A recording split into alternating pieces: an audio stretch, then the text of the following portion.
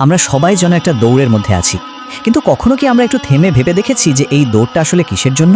চলুন আজ আধুনিক জীবনের এই যে একটা অন্তহীন দৌড়, এর রহস্যটা একটু বোঝার চেষ্টা করি। হ্যাঁ, প্রশ্নটা ঠিক এটাই। আমরা আসলে কিসের পেছনে দৌড়াচ্ছি? টাকা, সম্মান, নাকি একটা সুন্দর ভবিষ্যৎ? অনেক সময় এই দৌড়ের গতিতে আমরা এতটাই মগ্ন থাকি যে ঠিক কোথায় পৌঁছাতে চাইছি সেটাই হয়তো আর আমাদের কাছে পরিষ্কার থাকে না। চলুন তাহলে আমাদের প্রথম পর্বটা দেখি, এক অন্তহীন দৌড়। আমাদের বেশিরভাগের জন্যই জীবনটা শুরু হয় সমাজের দেওয়া একটা নির্দিষ্ট চিত্রনাট্য দিয়ে, আর আমরাও সেই পথেই ছুটতে শুরু করি। দেখুন, আমরা সবাই দৌড়াচ্ছে, তাই না? কেউ টাকার পিছনে, কেউ সম্মানের জন্য, আবার কেউ একটা নিশ্চিত ভবিষ্যতের আশায়। কিন্তু এই দৌড়ের একটা অদ্ভুত ব্যাপার হলো, আমরা আজকের দিনটা উপভোগ করার থেকে আগামীকাল কিভাবে ভালো থাকবো সেই চিন্তাতেই বেশি ডুবে থাকি।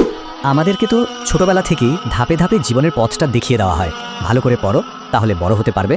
একটা ভালো ডিগ্রি নাও, তাহলে ভালো চাকরি পাবে। তারপর মোটা মাইনের চাকরি আর নিজের একটা বাড়ি। ব্যাস, জীবনটা যেন এই 4টে ধাপের একটা সহজ সমীকরণ। কিন্তু সমস্যাটা হলো, একটা পর্যায়ে গিয়ে আমরা বুঝতে পারি এই দৌড়ের কোনো নির্দিষ্ট শেষ নেই, কোনো ফিনিশ লাইনই নেই। একটা লক্ষ্য পূরণ হতে না হতেই আমাদের সামনে আরও একটা নতুন লক্ষ্যের দেওয়াল তুলে দেওয়া হয়। এই চাহিদাটা যেন কখনো মেটার নয়। আর এই অন্তহীন দৌড়ের একটা দামও কিন্তু আমাদের চোকাতে হয়। সেটাই আমাদের দ্বিতীয় পর্ব, হারানোর গল্প। চলুন দেখি এই দৌড়ের পেছনে আমরা ঠিক কি মূল্য দিচ্ছি। একবার ভেবে দেখুন তো, আমরা যা কিছু তাড়া করি আর যা অনুভব করি, তার মধ্যে কি বিশাল একটা পার্থক্য।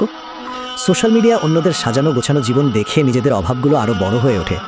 অন্যের দামি গাড়ি দেখে মনে হয় আমার সুখটা হয়তো যথেষ্ট নয়। আর দিন শেষে প্রায়ই একটা গভীর দীর্ঘশ্বাস নিয়ে আমাদের বিছানায় যেতে হয়। আচ্ছা, একটু ভেবে দেখুন তো, শেষ কবে কোনো কারণ ছাড়াই একদম প্রাণ খুলে হাসা হয়েছিল? অথবা বন্ধুদের সাথে কোনো কাজের কথা ছাড়া শুধু ঘন্টার পর ঘন্টা আড্ডা দেওয়া হয়েছিল? হয়তো মনে নেই, কারণ আমরা তো এখন অনেক দায়িত্ববান হয়ে গেছি, তাই না? আমরা আসলে কাজের জন্য জীবনটাকে একরকম থামিয়ে রাখি। বাবা মা ফোন করলে প্রায় বলি ব্যস্ত আছি, পরে কথা বলছি।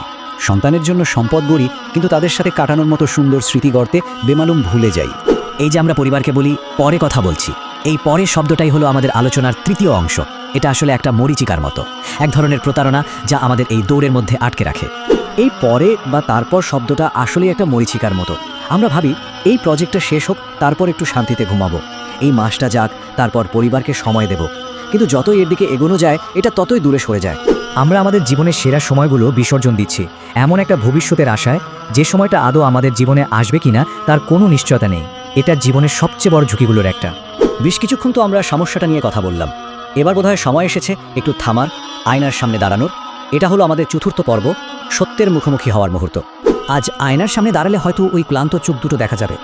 তখন নিজেকে এই প্রশ্নটা করা যায়, আচ্ছা, শেষ কবে শুধু নিজের জন্য কিছু করা হয়েছিল? শেষ কবে শুধু নিজের জন্য বাঁচা হয়েছিল? মনে করে দেখুন তো, ছোটবেলার সেই শখটা, যেটা হয়তো টাকার অভাবে পূরণ করা যায়নি, আজ টাকা থাকা সত্ত্বেও শুধু সময়ের অভাবে কেন সেটা করা হচ্ছে না? এই প্রশ্নটা আমাদের বর্তমান অগ্রাধিকারগুলো নিয়ে নতুন করে ভাবতে বাধ্য করে। আসলে হয়েছেটা কি জানেন? আমরা আমাদের অগোছালো বাইরের জীবন গোছাতে গিয়ে মনের ভেতরটাকে আরও বেশি অগোছালো আর বিশৃঙ্খল করে ফেলেছি। তাহলে এই বিশৃঙ্খলা থেকে বেরোনোর উপায়টা কি? চলুন আমাদের শেষ পর্বে সেই পথটাই খুঁজি। এই পর্বের নাম জীবন অঙ্ক নয়। এখানে আমরা পৃথিবীকে দেখার জন্য একটা নতুন দৃষ্টিভঙ্গির কথা বলবো। এখানে দুটো মানসিকতার তুলনা করা হয়েছে। একদিকে আমরা ভাবি জীবন একটা গণিতের সমস্যা, যার সব সমীকরণ মিলে গেলেই সুখ পাওয়া যাবে। কিন্তু অন্যদিকে জীবনটা তো একটা কবিতার মতো হতে পারে, একে ছন্দ ছাড়াও কিন্তু উপভোগ করা যায়। তাহলে আজ থেকে কিছু ছোট ছোট প্রতিজ্ঞা করা যায় না? যেমন ধরুন, আলমারিতে জমিয়ে রাখা নতুন পারফিউমটা আজই ব্যবহার করা, প্রিয় মানুষটাকে জানানো যে সে কতটা গুরুত্বপূর্ণ, কোনো কারণ ছাড়াই প্রাণ খুলে হাসা, আর আগামীকালের জন্য অপেক্ষা না করে আজকের দিনটাকে বাঁচা। একটা কথা আমাদের মনে রাখতেই হবে, কেরিয়ার, সাফল্য, টাকা এগুলো জীবনের অংশ মাত্র, কিন্তু এগুলোই সম্পূর্ণ জীবন নয়। বাঁচতে গিয়ে নিজেকে একটা রোবট বানিয়ে ফেললে তো চলবে না। আর শেষ করার আগে এই কথাটা মনে গেঁথে নেওয়া যাক, আমাদের জীবনটা গোছানোর জন্য নয়, বরং উপভোগ করার জন্য। কারণ শেষ যাত্রায় ঘরবাড়ি, ব্যাংক ব্যালেন্স কিচ্ছু কিন্তু সাথে যাবে না। সাথে যাবে শুধু কিছু মানুষের ভালোবাসা আর কাটানোর সুন্দর মুহূর্তের স্মৃতিগুলো।